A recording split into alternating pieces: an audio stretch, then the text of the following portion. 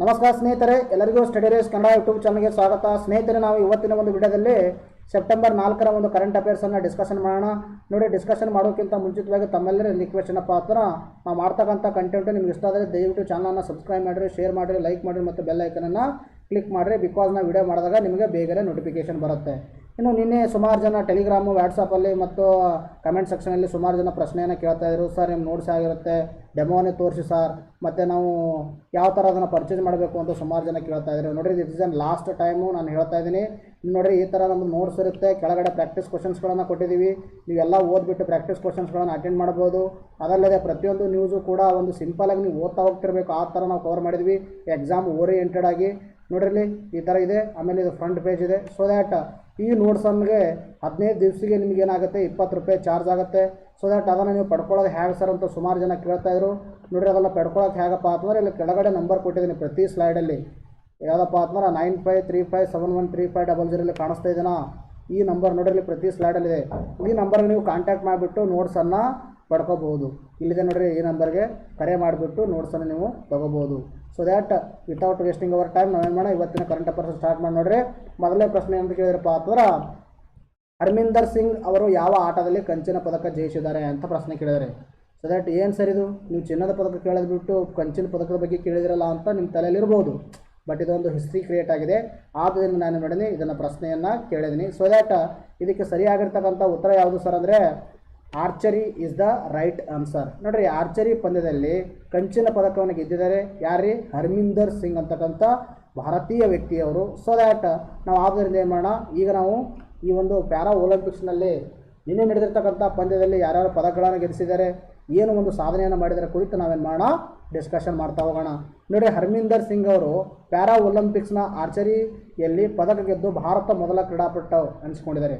ನೋಡಿರಿ, ಅವರು ಕಂಚಿನ ಪದಕ ಗೆದ್ದಿದ್ದಾರೆ ನಿಜ, ಬಟ್ ಈ ಒಂದು ಕಂಚಿನ ಪದಕವನ್ನು ಗೆಲ್ಲುವ ಮೂಲಕ ಒಂದು ಇತಿಹಾಸವನ್ನು ಸೃಷ್ಟಿ ಮಾಡಿದ್ದಾರೆ. ಅದೇನು ಸರ್ ಇತಿಹಾಸ ಅಂದರೆ, ಅವರು ಪ್ಯಾರಾ ಒಲಿಂಪಿಕ್ಸ್ನಲ್ಲಿ ಇಲ್ಲಿವರೆಗೆ ನಾವೇನು ಮಾಡಿರಲಿಲ್ಲ, ಆರ್ಚರಿ ಪಂದ್ಯದಲ್ಲಿ ಪದಕೇ ಗೆದ್ದಿರಲಿಲ್ಲ. ಸೊ ದ್ಯಾಟ್ ಇವರ ಒಂದು ಪ್ರಯತ್ನದ ಮೇರೆಗೆ ನಾವೇನು ಮಾಡಿ ಇವತ್ತು ಒಂದು ಕಂಚಿನ ಪದಕವನ್ನು ಗೆದ್ದಿದ್ದೀವಿ. ಯಾವ ಪಂದ್ಯದಲ್ಲಿ, ಆರ್ಚರಿ ಪಂದ್ಯದಲ್ಲಿ ಮೊದಲ ಬಾರಿಗೆ. ಇನ್ನು ಇನ್ನೊಂದು ದಾಖಲೆಯಾಗಿದೆ, ಅವನಿ ಲೇಖರ್ ಬಗ್ಗೆ ನಾನು ಪ್ರೀವಿಯಸ್ ವಿಡಿಯೋದಲ್ಲಿ ಕೂಡ ಹೇಳಿದ್ದೆ ಮತ್ತು ನಾನು ಮ್ಯಾಗ್ಝಿನಲ್ಲಿ ಕವರ್ ಮಾಡಿದ್ದೀನಿ. ನೋಡಿರಿ, ಅವರು ನಾನು ಹೇಳಿದ್ದೆ 10 ಮೀಟರ್ ಏರ್ ರೈಫಲಲ್ಲಿ ಅವರು ಚಿನ್ನದ ಪದಕವನ್ನು ಗೆದ್ದಿದ್ದಾರೆ ಅಂತ ನಾನು ಪ್ರೀವಿಯಸ್ ವಿಡಿಯೋಗಳಲ್ಲಿ ಹೇಳಿದ್ದೆ. ಬಟ್ ನೋಡಿರಿ, ಮತ್ತೆ ನಿನ್ನೆ ಒಂದು ಸ್ಪಂದ್ಯದಲ್ಲಿ, that is 50 metre air rifle ಶೂಟಿಂಗ್ನಲ್ಲಿ 50 ಮೀಟರ್ದಲ್ಲಿ ಏನು ಮಾಡಿದರೆ ಮತ್ತೆ ಕಂಚಿನ ಪದಕವನ್ನು ಗೆದ್ದಿದ್ದಾರೆ. ಸೊ ದ್ಯಾಟ್ ಈ ಎರಡೂ ಪದಕಗಳನ್ನು ಗೆಲ್ಲುವ ಮೂಲಕ ಒಂದೇ ಕ್ರೀಡಾದಲ್ಲಿ 2 ಪದಕ ಗೆದ್ದ ಭಾರತದ ಮೊದಲ ಮಹಿಳೆ ಎನಿಸಿಕೊಂಡಿದ್ದಾರೆ. Very important. ಈ ಥರ ಫ್ಯಾಕ್ಚುಯಲ್ ಕ್ವಶನ್ಸ್ಗಳನ್ನು ನಿಮ್ಮ ಎಕ್ಸಾಮಲ್ಲಿ ಕೇಳುವ ಚಾನ್ಸ್ ಇರುತ್ತೆ. ಎಲ್ಲವೂ ತಲೆಯಲ್ಲಿರಬೇಕು. ಬಿಕಾಸ್ ಒಂದು ಮಹಿಳೆಯರ participation, women participation in any field are very important for our examination. ಒಂದು ಮಹಿಳೆಯರ ಪಾರ್ಟಿಸಿಪೇಷನ್ ಅಥವಾ ಮಹಿಳೆಯರ ಅಚೀವ್ಮೆಂಟ್ ಏನಿದೆಯಲ್ಲ, ಆ ಥರ ಪ್ರಶ್ನೆಗಳನ್ನು ನಮ್ಮ ಎಕ್ಸಾಮಲ್ಲಿ ಸುಮಾರು ಬಾರಿ ಫ್ರೀಕ್ವೆಂಟ್ಲಾಗಿ ಕ್ವಶನ್ಸ್ಗಳನ್ನು ಕೇಳಿದರೆ, ಆದ್ದರಿಂದ ನಮ್ಮ ತಲೆಯಲ್ಲಿರಬೇಕು, ಒಂದು 2 ಕ್ರೀಡಾಕೂಟದಲ್ಲಿ ಸತತವಾಗಿ ಪದಕವನ್ನು ಗೆದ್ದಿರ್ತಕ್ಕಂಥ ಮಹಿಳೆಯರು ಹೇಳ್ರಿ, ಅವನಿ ಲೇಖರ್ ಅವರು. ಇನ್ನು ನಿನ್ನೆ ನಡೆದಿರ್ತಕ್ಕಂಥ ಇನ್ನೊಂದು ಪಂದ್ಯದಲ್ಲಿ, that is high jump T64 ವಿಭಾಗದಲ್ಲಿ ಪ್ರವೀಣ್ ಕುಮಾರ್ ಅವರು ಏನು ಮಾಡಿದ್ದಾರೆ, ಬೆಳ್ಳಿ ಪದಕವನ್ನು ಗೆದ್ದಿದ್ದಾರೆ. ನೆನಪಲ್ಲಿ ಇಟ್ಕೋಬೇಕು, ಯಾರ್ಯಾರು, ಪ್ರವೀಣ್ ಕುಮಾರ ಯಾವ ಪದಕ ಗೆದ್ದಿದ್ದಾರೆ, ಬೆಳ್ಳಿ ಪದಕ. ಇನ್ನು ಪ್ಯಾರಾ ಒಲಿಂಪಿಕ್ಸ್ನಲ್ಲಿ ಪ್ರಥಮ ಬಾರಿಗೆ ಭಾರತವು ಗರಿಷ್ಠ ಪದಕಗಳನ್ನು ಗೆದ್ದಿದೆ. ನೋಡಿ, ಇದೇ ಮೊದಲನೇ ಬಾರಿಗೆ ಭಾರತ ಎಷ್ಟು ಪದಕಗಳನ್ನು ನಡೆದಿದೆಯಪ್ಪ ಅಂತಂದ್ರೆ 13 ಪದಕಗಳನ್ನು ಗೆದ್ದಿದೆ.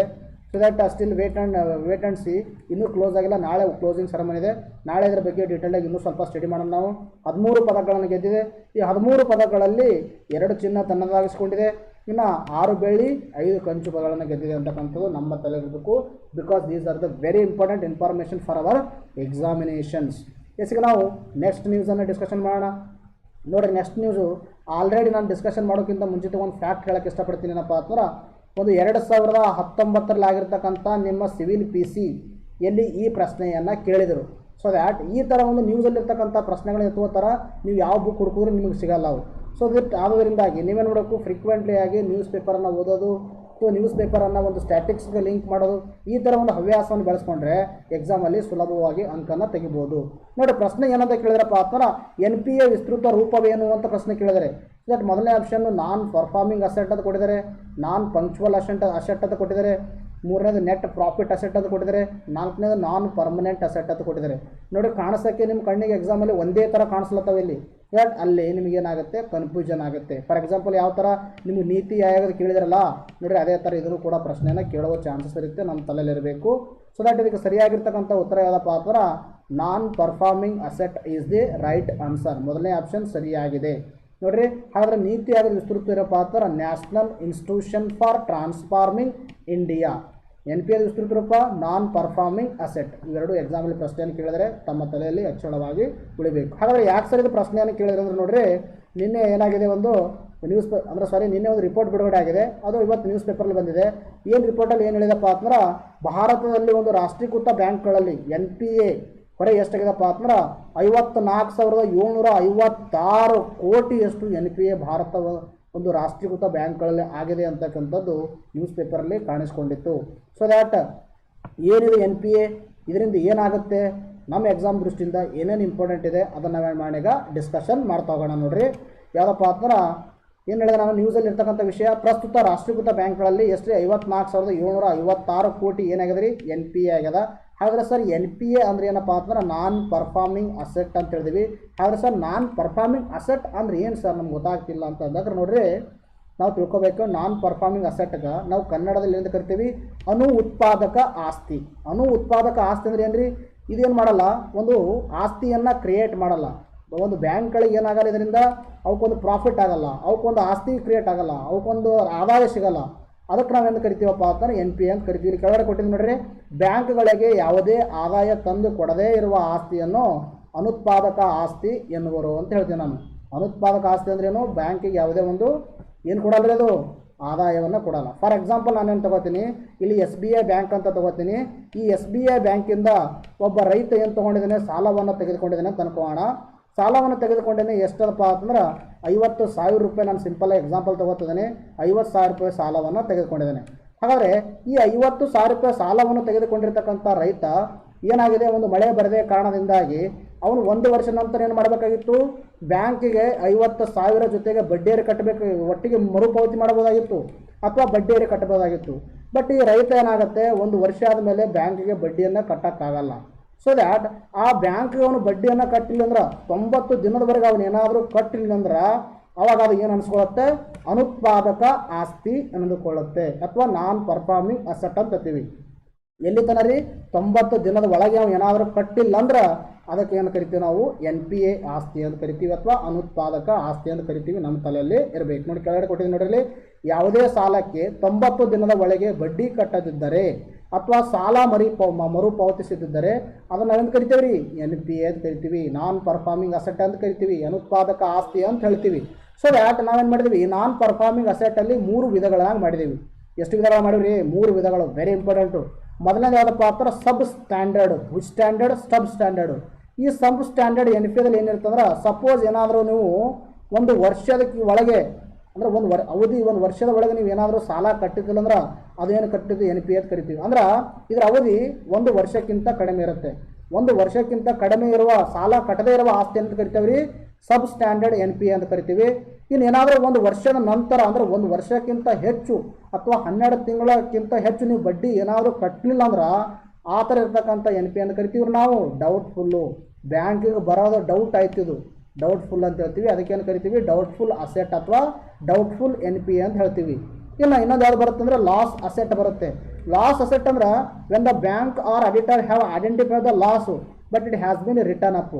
ಅಂದ್ರೆ ಅದರ ಅರ್ಥ ಸರಿ, but it has been not written up ಆಗಬೇಕಿದು, ನಾಟ್ ರಿಟರ್ನ್ ಅಪ್. ನೋಡ್ರಿ, ರಿಟರ್ನ್ ಅಪ್ ಅಲ್ಲ, ನಾಟ್ ರಿಟರ್ನ್ ಅಪ್. ಅಂದರೆ ಲಾಸ್ ಅಸೆಟ್ ಅಂದರೆ ಅದು ಬ್ಯಾಂಕಿಗೆ ಬರಲ್ಲ ಅಂತ ಗೊತ್ತಾಗಿದೆ. ಇದೇನು ನನ್ನ ಆಸ್ತಿ ಮುಗಿದೋಗಿದೆ, ತೊಗೊಂಡೋಗಿದ್ದಾರೆ, ಸಾಲ ಕೊಡ್ತಾ ಇಲ್ಲ ವಿಜಯ್ ಮಲ್ಯ, ಅದು ನಂದೆಲ್ಲ ಆಸ್ತಿ ಮುಗಿದೋಗಿದೆ. ಬಟ್ ಆದರೂ ಕೂಡ ಬ್ಯಾಂಕ್ ತನ್ನ ಬ್ಯಾಲೆನ್ಸ್ ಶೀಟಿಂದ ಅದನ್ನು ತೆಗೆದು ಹಾಕಿಲ್ಲ, ಅಳಗಿಸಿಲ್ಲ, ಇನ್ನೂ ಕಂಪ್ಲೀಟಾಗಿ ಅಧಿಕೃತವಾಗಿ ಅಳಗಿಸಲಿಲ್ಲ ಅಂದ್ರೆ ಅದಕ್ಕೆ ನಾವು ಕರಿತೀವಿ ಲಾಸ್ ಅಸೆಟ್ ಅಂತ ಕರಿತೀವಿ. ನೋಡಿ ತಲೆಯಲ್ಲಿ ಇಟ್ಕೋಬೇಕು. ಸಬ್ ಸ್ಟ್ಯಾಂಡರ್ಡ್ ಇದು 1 ವರ್ಷಕ್ಕಿಂತ ಕಡಿಮೆ, ಡೌಟ್ಫುಲ್ಲು 1 ವರ್ಷಕ್ಕಿಂತ ಹೆಚ್ಚು. ಲಾಸ್ ಅಸೆಟ್ ಅಂದರೆ ಅದು ಕಂಪ್ಲೀಟ್ ಬ್ಯಾಂಕ್ನಿಂದ ಲಾಸ್ ಆಗಿದೆ ಬಟ್ ಬ್ಯಾಂಕ್ ತನ್ನ ಬ್ಯಾಲೆನ್ಸ್ ಶೀಟಿಂದ ಇನ್ನೂ ತೆಗೆದು ಹಾಕಿಲ್ಲ. ಈಗೇನು ಕರಿತೀವಿ ನಾವು, ಲಾಸ್ ಅಸೆಟ್ ಅಥವಾ ಲಾಸ್ NPA ಅಂತ ಕರಿತೀವಿ. These are the very important informations, you have to remember that. ನೋಡಿರಿ, ನಿಮಗೆ ಇನ್ನೊಂದು ಹೇಳ್ತೀನಿ, ಇದು ಡೈಲಿ ವಿಡಿಯೋ ಮಾಡ್ತಿದ್ದೀರಲ್ಲ ಬಹಳ ಸಖತ್ ಕಷ್ಟ ಆಗುತ್ತೆ ಫ್ರೆಂಡ್ಸ್. ಇದಕ್ಕೆ ನಿಮಗೊಂದು ನ್ಯೂಸ್ ಪೇಪರ್ ನೋಡಬೇಕು, ನ್ಯೂಸ್ ಪೇಪರಲ್ಲಿ ಇರ್ತಕ್ಕಂಥ ಆರ್ಟಿಕಲ್ಸ್ ನೋಡಬೇಕು, ಅದಕ್ಕೆ ರಿಲೇಟೆಡ್ ಇನ್ಫಾರ್ಮೇಷನನ್ನು ಕೊಡಬೇಕು.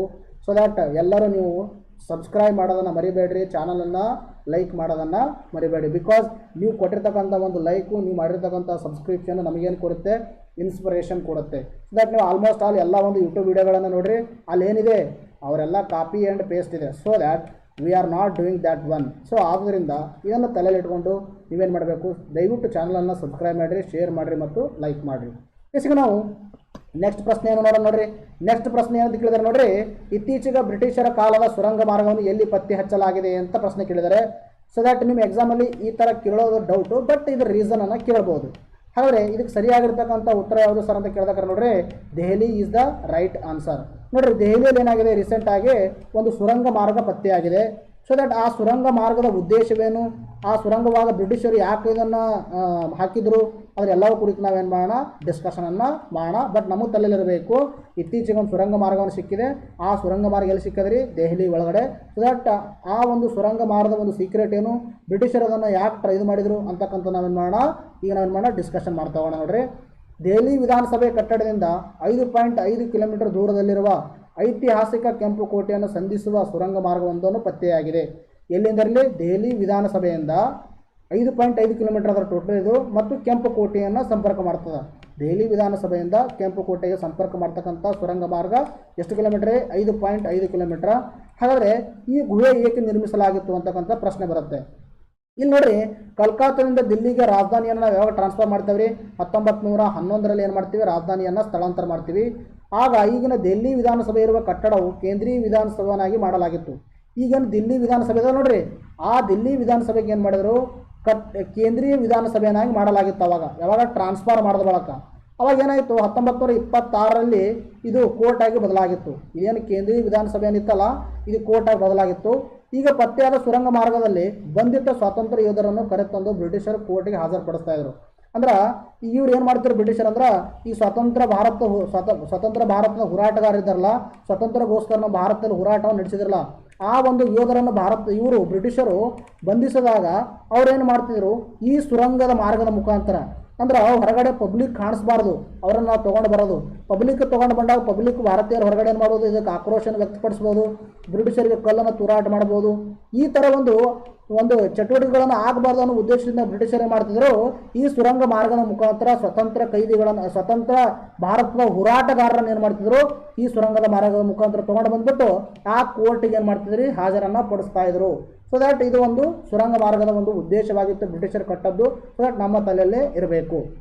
ನಾನು ಹೇಳಿದ ಈಗಾಗಲೇ ರಸ್ತೆ ಮೇಲೆ ಬಂಧಿತರನ್ನು ಕರೆತರುವಾಗ ಭಾರತೀಯರು ಬ್ರಿಟಿಷರ ಮೇಲೆ ದಾಳಿ ನಡೆಸುವ ಸಾಧ್ಯತೆ ಇರ್ತಿತ್ತು. ಆದ್ದರಿಂದ ಈ ಒಂದು ಸುರಂಗ ಮಾರ್ಗವನ್ನು ಪತ್ತೆ ಹಚ್ಚಿದ್ರೆ ಅಂತ ನಮ್ಮ ತಲೆ ಇರಬೇಕು. ಮತ್ತು ಇನ್ನೊಂದು ವೆರಿ ಇಂಪಾರ್ಟೆಂಟು, ಕಲ್ಕತ್ತಾದಿಂದ ದೆಹಲಿಗೆ ರಾಜಧಾನಿ ಯಾವಾಗ ಟ್ರಾನ್ಸ್ಫರ್ ಮಾಡಿದವ್ರಿ, 1911ರಲ್ಲಿ ಟ್ರಾನ್ಸ್ಫರ್ ಮಾಡಿದ್ದೇವೆ ಅಂತಕ್ಕಂಥದ್ದು ನಮ್ಮ ತಲೆಯಲ್ಲೇ ಇರಬೇಕು. These are the very important informations, you have to remember that. ಈಗ ನಾವು ನೆಕ್ಸ್ಟ್ ಪ್ರಶ್ನೆಯನ್ನು ನೋಡೋಣ. ನೋಡಿರಿ, ನೆಕ್ಸ್ಟ್ ಪ್ರಶ್ನೆ ವೆರಿ ಇಂಪಾರ್ಟೆಂಟು. ಏನಂತ ಪ್ರಶ್ನೆ ಕೇಳಿದ್ರಪ್ಪ ಅಂದ್ರೆ, ಪರಮಾಣು ಕ್ಷಿಪಣಿ ಪತ್ತೆ ಹಚ್ಚಬಲ್ಲ ದೇಶದ ಮೊದಲ ನೌಕೆ ಯಾವುದು ಅಂತ ಪ್ರಶ್ನೆ ಕೇಳಿದರೆ. ಸೊ ದ್ಯಾಟ್ ಇದಕ್ಕೆ ಸರಿಯಾಗಿರ್ತಕ್ಕಂಥ ಉತ್ತರ ನಿಮ್ಮ ಸ್ಕ್ರೀನ್ ಮೇಲೆ ಕಾಣಿಸ್ತಾ ಇದೆ. That is INS Dhruva is the right answer. ನೋಡಿ, ನೀವು ಕ್ವಶನ್ಸ್ಗಳು ಎಲ್ಲಿ ಬರ್ತಾವೆ, ಕರೆಂಟ್ ಕ್ವಶನ್ಸ್ಗಳು ನೀವಂತ ಕೇಳ್ತೀರಿ ಪ್ರಶ್ನೆಯನ್ನು. ನೋಡಿ ಎಷ್ಟು ಇಂಪಾರ್ಟೆಂಟ್ ಇದಾವೆ, ಎಲ್ಲವೂ ಒಂದು ನ್ಯೂಸ್ ಪೇಪರಲ್ಲಿ ಕಾಣಿಸ್ಕೊಂಡಿರ್ತಕ್ಕಂಥ ಇಶ್ಯೂಗಳು. ಇವೆಲ್ಲ ಏನು ಮಾಡ್ತಿರ್ತಾರೆ, ನಿಮ್ಗೆ ನ್ಯೂಸಲ್ಲಿ ಬಂದಿರತಕ್ಕಂಥ ವಿಷಯಗಳನ್ನೇ ಎಕ್ಸಾಮಲ್ಲಿ ಪ್ರಶ್ನೆಗಳನ್ನು ಕೇಳ್ತಿರ್ತಾರೆ. ಸೊ ದ್ಯಾಟ್ ಆ ಮ್ಯಾಗ್ಝಿನು ಈ ಮ್ಯಾಗ್ಝಿನು ಇದು ಓದೋದ್ರಿಂದ ಅದು ಓದೋದ್ರಿಂದ ನಾವೇನು ತಗೋತೀವಿ ಆ ಥರ ತಿಳ್ಕೊತೀವಿ. ಬಟ್ ಡೈಲಿ ನ್ಯೂಸ್ ಪೇಪರ್ ಓದೋದ್ರಿಂದ, ಈ ಥರ ನಾವು ಕಂಟಿನ್ಯೂಸ್ ಫಾಲೋ ಮಾಡೋದ್ರಿಂದ we can attend 100% questions in the examination. So that you have to remember that. ಇತ್ತೀಚೆಗೆ ಏನಪ್ಪ ಅಂದ್ರೆ, ಪರಮಾಣು ಕ್ಷಿಪಣಿಯನ್ನು ಪತ್ತೆ ಹಚ್ಚಬಲ್ಲ ದೇಶದ ಮೊದಲ ನೌಕೆ ಯಾವುದಪ್ಪ ಅಂದ್ರೆ INS ಧ್ರುವ ಅಂತಕ್ಕಂಥದ್ದು. ಸೊ ದ್ಯಾಟ್ ಇದೇನಾಗಿದೆ, ಸೆಪ್ಟೆಂಬರ್ 15 ಮುಂದೆ ಬರ್ತಕ್ಕಂಥ ಸೆಪ್ಟೆಂಬರ್ 15ಕ್ಕೆ ಭಾರತದ ಒಂದು ನೌಕಾ ಸೇನೆಗೆ ಇದು ಸೇರ್ಪಡೆ ಆಗಲಿದೆ ಅಂತಕ್ಕಂಥದ್ದು ನಮ್ಮ ತಲೆಯಲ್ಲಿರಬೇಕು. Very very important. So that ಅವಾಗ ಬಂದಾಗ ಇನ್ನೂ ಡಿಸ್ಕಷನ್ ಮಾಡೋಣ. ಬಟ್ ಇವಾಗ ನ್ಯೂಸಲ್ಲಿ ಬಂದಿದ್ದಿಲ್ಲ, ಸ್ವಲ್ಪ ಇದ್ರ ಬಗ್ಗೆ ನಾವು ಡಿಸ್ಕಷನ್ ಮಾಡ್ತಾ ಹೋಗೋಣ. ನೋಡ್ರಿ, ಯಾವುದಪ್ಪ ಅಂದ್ರೆ INS ಧ್ರುವ ಅಂತ ಹೇಳಿದೆ ನಾನು. ಆದರೆ INS ಧ್ರುವ ಅಂದ್ರೆ ಏನಪ್ಪ ಅಂದ್ರೆ, ವೈರಿ ದೇಶಗಳು ಉಪಗ್ರಹದ ಮೇಲೆ ಕಣ್ಣಿಡಬಲ್ಲ ವೈರಿ ಪರಮಾಣು ಉತ್ಕ್ಷಿಪಿತ ಕ್ಷಿಪಣಿಗಳನ್ನು ದೀರ್ಘ ವ್ಯಾಪ್ತಿಯಲ್ಲಿ ಪತ್ತೆ ಹಚ್ಚಬಲ್ಲ ಭಾರತ ಯುದ್ಧ ನೌಕೆ. ಅಂದರೆ ಸಿಂಪಲ್ ಆಗಿ, ಫಾರ್ ಎಕ್ಸಾಂಪಲ್ ಇದು ನಮ್ಮ INS ಧ್ರುವ ಭಾರತದಲ್ಲಿದೆ. ಇನ್ನು ಏನು ಮಾಡ್ತಾರಂದ್ರೆ, ವೈರಿಗಳು ಏನು ಮಾಡ್ತಾರಂದ್ರೆ, ಇಲ್ಲಿಂದ ಏನು ಮಾಡ್ತಾರೆ, ಕ್ಷಿಪಣಿಗಳನ್ನು ಭಾರತದ ಮೇಲೆ ಉಡಾವಣೆ ಮಾಡ್ತಿರ್ತಾರೆ. ಅವು ರಡಾರ್ ಗೈಡೆಡ್ ಇರ್ತಾವೆ. ಅಂದರೆ ಗೈಡೆಡ್ ಮಿಸೈಲ್ಸ್ಗಳು. ಗೈಡೆಡ್ ಅಂದ್ರೆ ಅವರು ಟಾರ್ಗೆಟ್ ಮಾಡಿರ್ತಾರೆ, ಬೇರೆ ವಿದೇಶಿದವರು ಟಾರ್ಗೆಟ್ ಮಾಡಿಬಿಟ್ಟು ಭಾರತದ ಮೇಲೆ ಏನಾದರೂ ಇದು ಮಾಡ್ತಿದ್ರ, ಹಾರಿಸ್ತಾ ಇದ್ರೆ ಅವರು ಕ್ಷಿಪಣಿಗಳನ್ನು. ಇದು ಏನು ಮಾಡುತ್ತೆ, ನಮ್ಮದು INS ಧ್ರುವ ಅಂತಕ್ಕಂಥದ್ದು ಅದನ್ನು ಡಿಟೆಕ್ಟ್ ಮಾಡುತ್ತೆ, ಮಧ್ಯದಲ್ಲೇ ಡಿಟೆಕ್ಟ್ ಮಾಡುತ್ತೆ. ಡಿಟೆಕ್ಟ್ ಮಾಡಿಬಿಟ್ಟು ಅದಕ್ಕೆ ಏನು ಮಾಡ್ತಾರೆ, ಇಲ್ಲಿಂದ ಹೊರಡು ಉಳಿಸೋ ಒಂದು ವ್ಯವಸ್ಥೆ ಇದು. ಅಂದರೆ ವೈರಿಂದ ಬರ್ತಕ್ಕಂಥ ಕ್ಷಿಪಣಿಗಳನ್ನು ಹೊರಡು ಉಳಿಸುವುದು, ಅದನ್ನು ಡಿಟೆಕ್ಟ್ ಮಾಡುವುದು, ಅವ್ರ ಉಪಗ್ರಹಗಳನ್ನು ಟ್ಯಾಕ್ ಮಾಡೋದು ಇದರ ಒಂದು ಉದ್ದೇಶವಾಗಿದೆ. ವೆರಿ ಇಂಪಾರ್ಟೆಂಟ್ ನೋಡಿ ಫ್ರೆಂಡ್ಸು. ಈಗ ಒಂದು ನಡೀತಕ್ಕಂಥ ಒಂದು ಸಿಚುವೇಶನ್ದಲ್ಲಿ ಏನು ತಾಲಿಬಾನಿಗಳ ಒಂದು ಅಫ್ಘಾನಿಸ್ತಾನದಲ್ಲಿದೆ ಮತ್ತು ಜಮ್ಮು ಕಾಶ್ಮೀರದ ಇಶ್ಯೂ ಏನೋ ಒಂದು ನ್ಯೂಸಲ್ಲಿ ಕಾಣಿಸ್ಕೊಳ್ತಾ ಇದೆ. ಬಟ್ ಇಂಥ ಒಂದು ಸಂದರ್ಭದಲ್ಲಿ ಇಂಥ ಒಂದು ಟೆಕ್ನಾಲಜಿ, ಇಂಥ ಒಂದು ನೌಕೆಯನ್ನು ನಾವು ಅಭಿವೃದ್ಧಿಪಡಿಸ್ತಿದ್ದೇವೆ ಅಂದರೆ it is an very important, it is a proud of for us. ಇದು ನಮಗೆ ಒಂದು ಹೆಮ್ಮೆಯ ವಿಷಯ. ಬಿಕಾಸ್ ಇತ್ತೀಚಿನ ದಿನಮಾನಗಳಲ್ಲಿ ಏನಾಗ್ತಿದೆ ಅಂದ್ರೆ ಚೀನಾ ತನ್ನ ಎಕ್ಸ್ಪೆಂಡಿಚರ್ ಜಾಸ್ತಿ ಮಾಡ್ತಾ ಇದೆ ನೋಡ್ರಿ ಅದರ ಮೇಲೆ, ಮಿಲಿಟರಿ ಮೇಲೆ. ಸೊ ದ್ಯಾಟ್ ನಾವು ಕೂಡ ಏನು ಮಾಡ್ತಾ ಇದೀವಿ, ಎಕ್ಸ್ಪೆಂಡಿಚರ್ ಮಾಡ್ತಾ ಇದೀವಿ. ಬಿಕಾಸ್ ನಮ್ಮ ಸೆಕ್ಯೂರಿಟಿಗೋಸ್ಕರ ನಾವು ಮಾಡೋದು ಇದೇನು ಕೆಟ್ಟದ್ದಲ್ಲ. ಸೊ ದ್ಯಾಟ್ ನರೇಂದ್ರ ಮೋದಿಯವರು ಮತ್ತು ಕೇಂದ್ರ ಸರ್ಕಾರ ಈ ವಿಷಯದಲ್ಲಿ ಒಳ್ಳೆಯ ಒಂದು ಕಾರ್ಯಕ್ರಮವನ್ನು ಮಾಡ್ತಾ ಇದ್ದಾರೆ ಅಂತ ನಾವು ಹೇಳ್ಕೋಬೋದು. ಸೊ ದ್ಯಾಟ್ ಇಂಥ ಯುದ್ಧನಕ್ಕೆ ಹೊಂದಿರುವ ದೇಶಗಳು ನೋಡ್ರಿ ಕೇವಲ ಜಗತ್ತಿನಲ್ಲಿ ಕೆಲವಷ್ಟಿವೆ. ಒಂದು ಅಮೆರಿಕ, 2 ಫ್ರಾನ್ಸು, 3 ಬ್ರಿಟನ್ನು, 4 ರಷ್ಯಾ, 5 ಚೀನಾ. ಈ ಒಂದು ದೇಶಗಳು ಮಾತ್ರ ಏನು ಹೊಂದಿದವ್ರಿ, ಈ ಒಂಥರ ನೌಕೆಗಳನ್ನು ಹೊಂದಿದ್ದೇವೆ ನೋಡ್ರಿ. ಪಾಕಿಸ್ತಾನದಲ್ಲಿ ಈ ಥರ ಒಂದು ತಂತ್ರಜ್ಞಾನ ಹೊಂದಿರತಕ್ಕಂಥ ನೌಕೆ. ಸೊ ದ್ಯಾಟ್ ನಾವು ಅಳವಡಿಸ್ಕೊಳ್ತಾ ಇದ್ದೀವಿ. ಇದು ಒಂದು ಹೆಮ್ಮೆಯ ವಿಷಯ ಅಂತ ಹೇಳ್ಬೋದು. ಸೊ ದ್ಯಾಟ್ ಇದನ್ನು ನಿರ್ಮಿಸಿದವರು ಯಾರು ಸರ್ ಅಂತ ಕೇಳ್ತಾರೆ ನೋಡ್ರಿ, Hindustan shipyard, DRDO and INTRO ಅಂತಕ್ಕಂಥದ್ದು ಭಾರತೀಯ ರಾಷ್ಟ್ರೀಯ ತಾಂತ್ರಿಕ ಸಂಶೋಧನಾ ಸಂಸ್ಥೆ ಅಂತಕ್ಕಂಥದ್ದು ಅಭಿವೃದ್ಧಿಪಡಿಸ್ತಾ ಇದ್ದೇವೆ. ನಮ್ಮ ತಲೆಯಲ್ಲಿರಬೇಕು INS ಧ್ರುವವನ್ನು ನಿರ್ಮಿಸಿದವರು ಯಾರು ಅಂತ ಪ್ರಶ್ನೆ ಕೇಳಿದಾಗ ನೋಡಿ, ಹಿಂದೂಸ್ತಾನ್ ಶಿಪ್ಯಾರ್ಡ್, DRDO ಆ್ಯಂಡ್ ರಾಷ್ಟ್ರೀಯ ತಾಂತ್ರಿಕ ಸಂಶೋಧನಾ ಸಂಸ್ಥೆ. ಸೊ ಇದರ ಸಾಮರ್ಥ್ಯ ಎಷ್ಟು ಸರ್ ಅಂತ ಕೇಳಿದಾಗ ನೋಡ್ರಿ, ಇದರ ಸಾಮರ್ಥ್ಯ 10,000 ಟನ್ ಇದರದ್ದು ಒಂದು ಸಾಮರ್ಥ್ಯವನ್ನು ಹೊಂದಿದೆ. ಸೊ ದ್ಯಾಟ್ ಇಷ್ಟೆಲ್ಲ ನಮ್ಮ ಇನ್ಫಾರ್ಮೇಷನ್ ನಮ್ಮ ತಲೆಯಲ್ಲಿರಬೇಕು. INS ಧ್ರುವ ಅಂತಕ್ಕಂಥದ್ದು ಒಂದು ಬೇರೆ ವೈರಿ ಒಂದು ಕ್ಷಿಪಣಿಗಳನ್ನು ಗುರುತಿಸಿಬಿಟ್ಟು ಅದಕ್ಕನ್ನು ಟಾರ್ಗೆಟ್ ಮಾಡೋ ಶಕ್ತಿಯನ್ನು ಹೊಂದಿದ ಮತ್ತು ರಡಾರ್ ವ್ಯವಸ್ಥೆಯನ್ನು ಹೊಂದಿದ. ಅದಲ್ಲದೆ ಈ ಥರ ಒಂದು ವ್ಯವಸ್ಥೆ ಹೊಂದಿರತಕ್ಕಂಥ ಕೆಲವು ರಾಷ್ಟ್ರಗಳಿದಾವೆ ಅಂತ ನಮ್ಮ ತಲೆಯಲ್ಲೇ ಇರಬೇಕು. ಬಿಕಾಸ್ ನೆಕ್ಸ್ಟ್ ನಿಮಗೆ ಸೆಕ್ಯೂರಿಟಿ ರಿಲೇಟೆಡ್ ಏನಾದರೂ ನಿಮಗೆ ಪ್ರಶ್ನೆಗಳನ್ನು ಕೇಳೋದಕ್ರೆ ಎಕ್ಸಾಮಲ್ಲಿ, ಮಿಲಿಟರಿ ರಿಲೇಟೆಡು, ಸೆಕ್ಯೂರಿಟಿ ರಿಲೇಟೆಡು, ನಿಮಗೊಂದು PSI SA ಕೇಳೋದಕ್ರ ಈ ಥರ ನೀವು ಟೆಕ್ನಾಲಜಿಗಳನ್ನು ನಾವು ಬಳಸ್ತಾ ಇದ್ದೀವಿ, ಈ ಥರ ನಾವು ಯೂಸ್ ಮಾಡ್ತಾ ಇದ್ದೀವಿ ಅಂತಕ್ಕಂಥ ಪಾಯಿಂಟ್ಸ್ಗಳನ್ನು ನೀವು ನೋಡೋಕಲ್ಲಿ ಸೇರ್ಪಡೆಯನ್ನು ಮಾಡಬೇಕು. ಅವಾಗ ನಿಮ್ಗೆ ಆನ್ಸರ್ ಶೀಟ್ಗೂ ಜಾಸ್ತಿ ವೇಟೇಜು ಸಿಗುತ್ತೆ. ನೀವು ಅವಾಗ ಏನಾಗುತ್ತೆ, ಒಂದು SAಗೂ ಪ್ರಿಪೇರ್ ಆದಂಗಾಯಿತು, ಜೊತೆಗೆ ನೀವೇನು ಒಂದು GK ಪೇಪರ್ಗೂ ಕೂಡ ರೆಡಿ ಆದಂಗಾಯಿತು. ಸೊ ದಟ್ ಈ ಥರ ಒಂದು ಮಲ್ಟಿ ಡೈಮೆನ್ಷನಲ್ ಆಗಿ ಒಂದು ನೋಟ್ಸನ್ನು ನೀವು ರೆಡಿ ಮಾಡಿದಾಗ ಏನಾಗುತ್ತೆ, ನಿಮ್ಗೆ ಈಸಿ ಆಗುತ್ತೆ. ಈಗ ನಾವು ನೆಕ್ಸ್ಟ್ ಒಂದು ನ್ಯೂಸನ್ನು ನೋಡೋಣ. ನೋಡಿ, ನೆಕ್ಸ್ಟ್ ನ್ಯೂಸ್ ನೋಡೋಕ್ಕಿಂತ ಮುಂಚಿತ ಒಂದು ಇಂಪಾರ್ಟೆಂಟ್ ತಂತ್ರಜ್ಞಾನವಿದೆ. ಅದು ಯಾವುದಪ್ಪ ಅಂದ್ರೆ ಚಾಪ ತಂತ್ರಜ್ಞಾನ ದೇಶಕ್ಕೆ ಲಭ್ಯ. ರೀಸೆಂಟಾಗಿ DRDO ಒಂದು ಘೋಷಣೆ ಮಾಡಿದೆ, ಭಾರತಕ್ಕೆ ಒಂದು ಚಾಪ ತಂತ್ರಜ್ಞಾನ ಸಿಗಲಿದೆ ಅಂತಕ್ಕಂಥದ್ದು. ಆದರೆ ಏನು ಚಾಪ ತಂತ್ರಜ್ಞಾನ ಅಂದರೆ, ಈಗಾಗಲೇ ನನ್ನ ಫ್ರೆಂಡ್ಸ್ ಡಿಸ್ಕಷನ್ ಮಾಡಿದೆ. ಅದೇನಪ್ಪ ಅಂದ್ರೆ ಚಾಪ ತಂತ್ರಜ್ಞಾನ ಅಂದ್ರೆ, ಫಾರ್ ಎಕ್ಸಾಂಪಲ್ ಇಲ್ಲೊಂದು A ಅಂತಕ್ಕಂಥ ದೇಶ ಇದೆ, ಇಲ್ಲೊಂದು B ಅಂತಕ್ಕಂಥ ದೇಶ ಇದೆ ಅಂತ ಅನ್ಕೋಣ. I don't take a name of the countries ಇದೆ ಅಂತ ಅನ್ಕೋಣ. ಫಾರ್ ಎಕ್ಸಾಂಪಲ್ A ಅಂತಕ್ಕಂಥ ಒಂದು ದೇಶ ಏನು ಮಾಡುತ್ತೆ, B ಅಂತಕ್ಕಂಥ ದೇಶದ ಮೇಲೆ ಅಟ್ಯಾಕ್ ಮಾಡುತ್ತೆ, ಅಥವಾ B ಒಂದು ಏರೋಪ್ಲೇನ್ಗಳು ಓಡಾಡ್ತಾ ಇರ್ತಾವ ಅಂತ ಅನ್ಕೋಣ. B ದೇಶದ ಏರೋಪ್ಲೇನ್ಗಳು ಓಡಾಡ್ತಾ ಇದ್ದಾವೆ. ಈ ಏರೋಪ್ಲೇನ್ಗಳನ್ನು ಕುತ್ತಲ್ಲೇ A ದೇಶದವ್ರು ಏನು ಮಾಡ್ತಾರ, ಇದಕ್ಕೆ ಹೊಡೆದಾಡಿಸ್ಬೋದು. ಅಂದ್ರೆ B ದೇಶದ ಏರೋಪ್ಲೇನ್ಗಳನ್ನು ಸ್ಮ್ಯಾಶ್ ಮಾಡ್ಬೋದು. ಸೊ ದ್ಯಾಟ್ ಆ ಸಂದರ್ಭದಲ್ಲಿ ಈ ತಂತ್ರಜ್ಞಾನ ಹೆಲ್ಪ್ ಮಾಡುತ್ತೆ. ಅಂದರೆ ಭಾರತ ಯಾವ ತಂತ್ರಜ್ಞಾನ ಅಭಿವೃದ್ಧಿಪಡಿಸ್ತಾ ಇದೆ, ಚಾಪ ತಂತ್ರಜ್ಞಾನ. ಚಾಪ ತಂತ್ರಜ್ಞಾನ ಅಂದರೆ ನಮ್ಮ ವಿಮಾನ ನೌಕೆಗಳು ಮೇಲ್ಗಡೆ ಹಾರಾಡುವಾಗ ಬೇರೆ ದೇಶವರು ಏನಾದರೂ ಅದಕ್ಕೆ ಕುಡಿತಾರೇನು, ಏನು ನಮ್ಮ ಒಂದು ವಿಮಾನಗಳನ್ನು ಟಾರ್ಗೆಟ್ ಮಾಡ್ತಾರೇನು ಅಂತ ನೋಡುತ್ತೆ. ಇದು ನೋಡ್ಬಿಟ್ಟು ಏನು ಮಾಡುತ್ತೆ, ಅದಕ್ಕೇನು ಮಾಡುತ್ತೆ, ವಿರುದ್ಧ ಒಂದು ಪ್ರತಿಕ್ರಿಯೆಯನ್ನು ನೀಡುತ್ತೆ. ವೈರಿಗಳ ರಾಡಾರ್ ನಿರ್ದೇಶಿತ ಕ್ಷಿಪಣಿಗಳನ್ನು ದಾರಿ ತಪ್ಪಿಸುವ ಸಾಮರ್ಥ್ಯ ಹೊಂದಿರುವ ಚಾಪ ತಂತ್ರಜ್ಞಾನ ಭಾರತೀಯ ರಕ್ಷಣಾ ಸಂಸ್ಥೆ ಅಭಿವೃದ್ಧಿಪಡಿಸಿದೆ. ಅಂದರೆ ಫಾರ್ ಎಕ್ಸಾಂಪಲ್ ಯಾವುದೋ ಒಂದು ದೇಶವನ್ನು ನಮ್ಮ ಮೇಲೆ ಕ್ಷಿಪಣಿಯನ್ನು ಹಾರಿಸ್ತದೆ ಅಂತ ಅನ್ಕೋಣ, ಅದು ಟಾರ್ಗೆಟ್ ಮಾಡಿದೆ ಇಂಡಿಯಾದ ಮೇಲೆ. ಅವಾಗ ನಾವೇನು ಮಾಡ್ತೀವಿ, ಈ ಚಾಪ ತಂತ್ರಜ್ಞಾನ ನಮ್ಮಲ್ಲಿ ನಾವು ಅಳವಡಿಸ್ಕೊಂಡಾಕ್ರ ಇವರು ಒಂದು ಏನು ಟಾರ್ಗೆಟ್ ಇಂಡಿಯಾವನ್ನು ಸೆಟ್ ಮಾಡಿದ್ರಲ್ಲ ಅದನ್ನು ನಾವೇನು ಮಾಡೋದು, ಡೈವರ್ಟ್ ಮಾಡ್ಬೋದು. ಡೈವರ್ಟ್ ಮಾಡಬಿಟ್ಟು ಹಿಂದೂ ಮಹಾಸಾಗರದಲ್ಲಿ ಒಯ್ದು ಎಸಿಬೋದು. ಅಷ್ಟೇ ಇದರ ತಂತ್ರಜ್ಞಾನ. ಸೊ ದ್ಯಾಟ್ ಇಷ್ಟು ನಮ್ಮ ತಲೆಯಲ್ಲಿದ್ದರೆ ನಾವು ಮುಂದೆ ಬರ್ತಕ್ಕಂಥ ಎಕ್ಸಾಮಲ್ಲಿ ಈ ಥರ ಕ್ವಶನ್ಸ್ಗಳಿಗೆ ಆನ್ಸರನ್ನು ಮಾಡ್ಬೋದು. ನೋಡಿರಿ, ನಿಮ್ಗೆ ಒಂದು ಕ್ವಶನ್ ಕೇಳ್ತಿರ್ತಾರೆ, ಚಾಪ ತಂತ್ರಜ್ಞಾನ ಏನಕ್ಕೆ ಸಂಬಂಧಪಟ್ಟಿದೆ, ಏನಿದೆ ಅಂತ ಕೇಳೋದಕ್ರ ಅವಾಗ ನಮಗೆ ಇರಬೇಕು ಎಲ್ಲ ಪಾಯಿಂಟ್ಸ್ಗಳು ತಲೆಯಲ್ಲಿರಬೇಕು. ಎಸ್ ಫ್ರೆಂಡ್ಸ್, ಇವತ್ತಿಗೆ ವಿಡಿಯೋನ ಮುಗಿಸೋಣ. ಮತ್ತೆ ಮುಂದಿನ ವಿಡಿಯೋದಲ್ಲಿ ಭೇಟಿಯಾಗೋಣ. ಅದಕ್ಕಿಂತ ಮುಂಚಿತವಾಗಿ ನೋಡಿ, ಇನ್ನೊಂದು ಕ್ವಶನ್ ಇದೆ ಅನ್ಕೋತೀನಿ. ಸೊ ದಟ್ ಇನ್ನೊಂದು ಕ್ವಶನ್ ಕೂಡ ಇಂಪಾರ್ಟೆಂಟ್ ಇದು, ಡಿಸ್ಕಷನ್ ಮಾಡೋಣ. ಪ್ರಿಸರ್ವೇಷನ್ ರೋವರ್ ಇದು ಯಾವ ದೇಶದಾಗಿದೆ ಅಂತ ಕೇಳಿದರೆ, ಪ್ರಿಸರ್ವೇಷನ್ ರೋವರ್ ನೋಡ್ರಿ, ಇದು ಯಾವುದಪ್ಪ ಅಂತ ಅಮೆರಿಕ ದೇಶದ ಒಂದು ರೋವರ್ ಆಗಿದೆ. ಸೊ ದ್ಯಾಟ್ ಪ್ರಿಸರ್ವೇಷನ್ ರೋವರ್ದು ಇದು ಇಂಪಾರ್ಟೆಂಟ್ ಒಂದು ಫಂಕ್ಷನ್ ಏನಪ್ಪ ಅಂತಂದ್ರೆ, ಏನು ಮಾಡಿದರೆ ಪ್ರಿಸರ್ವೇಷನ್ ರೋವರು ಮಂಗಳ ಗ್ರಹದಲ್ಲಿ ಅವರು ಆಲ್ರೆಡಿ ಏನು ಮಾಡಿದ್ದಾರೆ, ನಾಸಾದವರು ಲಾಂಚ್ ಮಾಡಿದ್ದಾರೆ. ಈ ರೋವರ್ ಇದೆ ಒಂದು, ರೋವರ್ ಅಂದ್ರೆ ಏನು, ಆ ಮಂಗಳ ಗ್ರಹದಲ್ಲಿ ಓಡಾಡ್ತಾ ಇರುತ್ತೆ, ಅಲ್ಲಿರ್ತಕ್ಕಂಥ ಒಂದು ಇನ್ಫಾರ್ಮೇಷನ್ ಕಲೆಕ್ಟ್ ಮಾಡ್ತಾ ಇರುತ್ತೆ. ಸೊ ದಟ್ ಈ ಪ್ರಿಸರ್ವೇಷನ್ ರೋವರು ಅಮೆರಿಕ ದೇಶದ್ದು ಅಥವಾ ನಾಸಾ ಸಂಸ್ಥೆ ಅಂತ ಹೇಳ್ತೀವಿ, ಬಿಕಾಸ್ ನಾಸಾ ಹಿಂದಿ ಅಮೆರಿಕ ಅಂತ ಹೇಳ್ತೀವಿ. ಸೊ ದಟ್ ಇದರ ಉದ್ದೇಶ ಅಲ್ಲಿರ್ತಕ್ಕಂಥ ಇನ್ಫಾರ್ಮೇಷನ್ಗಳನ್ನು ಕಲೆಕ್ಟ್ ಮಾಡಿಬಿಟ್ಟು ವಾಪಸ್ಸು ನಾಸಾಕ್ಕೆ ಕಳಿಸೋದು. ಎದರದ್ರಿ ಪ್ರಿಸರ್ವೇಷನ್ ರೋವರ್ದು ಮಂಗಳ ಗ್ರಹದ ಮೇಲೆ ಯಶಸ್ವಿ ಕೊರತೆ ಅಂತಕ್ಕಂಥದ್ದು. ಸೊ ದ್ಯಾಟ್ ಇಷ್ಟು ನ್ಯೂಸಲ್ಲಿ ಇರ್ತಕ್ಕಂಥದ್ದು ವಿಷಯ ನಮ್ಗೆ ಗೊತ್ತಿರಬೇಕು. ಪ್ರಿಸರ್ವೇಷನ್ ರೋವರು ಯಾವುದೇ ಅಮೆರಿಕ ದೇಶದಾಗಿದೆ. ಸೊ ದಟ್ ಹಾಗಾದರೆ ಮಂಗಳ ಗ್ರಹಕ್ಕೆ ಕಳಿಸಿದ ಕೆಲವೊಂದು ಮಿಷನ್ಗಳನ್ನು ನೋಡ್ತಾ ಬಂದಾಗ ನೋಡ್ರಿ, ಪ್ರಿಸರ್ವೇಷನ್ ರೋವರ್ ಹೇಳಿದೆ ನಾನು, ಇದು ಯಾವುದ್ರಿ ಅಮೆರಿಕದಿದೆ. ಇನ್ನು ದಿ ಹೋಪ್ ಅಂತಕ್ಕಂಥ ವೆರಿ ಇಂಪಾರ್ಟೆಂಟ್. ಹೋಸಲ ನಿಮ್ಗೆ ಒಂದು ಪಿ ಸಿ ಎಲ್ಲಿ ಪ್ರಶ್ನೆಯನ್ನು ಕೇಳಿದ್ರು. ದಿ ಹೋಪ್ ಅಂತಕ್ಕಂಥದ್ದು ಮಂಗಳ ಗ್ರಹದ ಒಂದು ಮಂಗಳ ಗ್ರಹಕ್ಕೆ ಕೈಗೊಂಡಿರ್ತಕ್ಕಂಥ ಒಂದು ಮಿಷನ್. ಇದು ಯಾವುದಪ್ಪ ಅಂತ UVA ಇದು. ಒಂದು ಟಿಯಾನ್ವೆನ್ ಇದೆ ಅದ್ರಿ ಚೀನಾದು. ಇನ್ನು ಮಂಗಳಯಾನ ಅಂತಕ್ಕಂಥದ್ದು ಭಾರತದ್ದು. ಇಷ್ಟು ಇನ್ಫಾರ್ಮೇಷನ್ ನಮ್ಮ ತಲೆಯಲ್ಲಿರಬೇಕು, ಬಿಕಾಸ್ ಮುಂದೆ ಬರ್ತಕ್ಕಂಥ ಎಕ್ಸಾಮಲ್ಲಿ ಪ್ರಶ್ನೆಗಳನ್ನು ಕೇಳುವ ಚಾನ್ಸಸ್ ಇರುತ್ತೆ. ಸೊ ದ್ಯಾಟ್ ಇವತ್ತಿಗೆ ವಿಡಿಯೋನ ಮುಗಿಸೋಣ ಫ್ರೆಂಡ್ಸು. ಮತ್ತು ಇನ್ನೊಂದು ನಿಮಗೆ ಸೂಚನೆ ಏನಪ್ಪ ಅಂತ, ನೀವು ನಮ್ಮ ನೋಟ್ಸ್ ಬೇಕಾಗಿತ್ತಂದ್ರೆ ಈ ನಂಬರ್ಗೆ ಕರೆ ಮಾಡಿಬಿಟ್ಟು ನೋಟ್ಸನ್ನು ಪಡ್ಕೋಬೋದು. ಅದು ನಿಮ್ಮದು ಯಾವ ಥರ ಒಂದು ಮ್ಯಾಗ್ಝಿನ್ ಓದ್ತಿರ್ತಿರಲ್ಲ, ಮಾಮೂಲು ಮ್ಯಾಗ್ಝಿನ್ಗಿಂತಲೂ ವೆರೈಟಿ ಆಗಿದೆ. ಸೊ ದ್ಯಾಟ್ ಯಾಕೆ ವೆರೈಟಿ ಆಗಿದೆ ಅಂದರೆ, ನೀವು ಡೇ ಟು ಡೇ ಅಂದರೆ ಆಗಸ್ಟ್ 31 ಗಂಟೆ ಅಂದರೆ ಆಗಸ್ಟ್ 31 ಗಂಟೆನೇ ಇರುತ್ತೆ. ಇನ್ನು ಬೇರೆ ಮ್ಯಾಗ್ಝಿನ್ಗಳಲ್ಲಿ ನೋಡಿದಾಗ ಏನಿರುತ್ತೆ, ಆ ತಿಂಗಳದು ಈ ತಿಂಗಳದು ಈ 15 ಆ 15 ಸೇರಿಸ್ಬಿಟ್ಟು ಕೊಟ್ಟಿರ್ತಾರೆ, ಬಟ್ ನಿಮ್ಗೊಂದು ಕರೆಕ್ಟಾಗಿ ಕಂಟಿನ್ಯೂಟಿ ಸಿಗೋಲ್ಲ. So that is one of the advantages of our notes or magazine. That if you want you can purchase, contact this number. So that ಅದಕ್ಕೆ ಚಾರ್ಜ್ ಎಷ್ಟಾಗುತ್ತೆ, 15 ದಿನಕ್ಕೆ 20 ರೂಪಾಯಿ ಆಗುತ್ತೆ. ಸೊ ಫ್ರೆಂಡ್ಸ್ ಇವತ್ತಿಗೆ ವಿಡಿಯೋನ ಮುಗಿಸೋಣ, ಮತ್ತೆ ಮುಂದಿನ ವಿಡಿಯೋದಲ್ಲಿ ಭೇಟಿ ಆಗೋಣ. So that thank you, take care, bye bye.